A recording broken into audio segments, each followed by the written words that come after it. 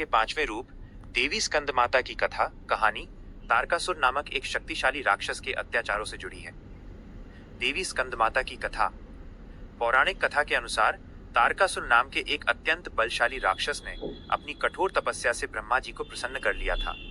वरदान मांगते समय उसने अमरता मांगी, पर ब्रह्मा जी ने यह कहकर मना कर दिया कि जो जन्म लेता है उसे मरना ही होता है।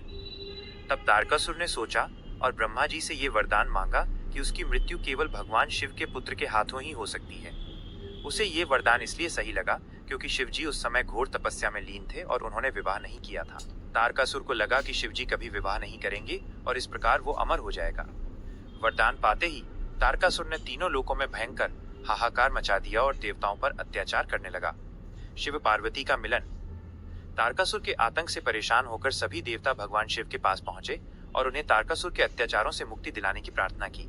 देवताओं की प्रार्थना पर भगवान शिव ने माता पार्वती से विवाह किया। उनके मिलन से कार्तिकेय, जिन्हें स्कंद नाम से भी जाना जाता है, का जन्म हुआ। स्कंद माता का स्वरूप। जब कार्तिकेय स्कंद का जन्म हुआ तब उनकी माता पार्वती जी ने ही उन्हें युद्ध कला और ज्ञान की शिक्षा दी।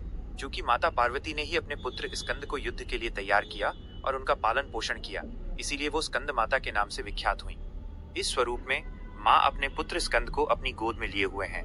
यह रूप मातृत्व की शक्ति, करुणा और ज्ञान का प्रतीक है। तारकासुर का वध।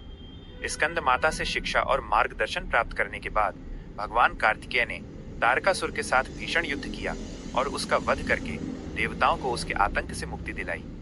यही कारण है कि नवरात्रि के 5वें दिन देवी के इस मातृ स्वरूप की पूजा की जाती है, जो ये संदेश देती है कि करुणा और मातृत्व में ही सबसे बड़ी शक्ति निहित है। के 5वें रूप देवी स्कंद माता की कथा कहानी तारकासुर नामक एक शक्तिशाली राक्षस के अत्याचारों से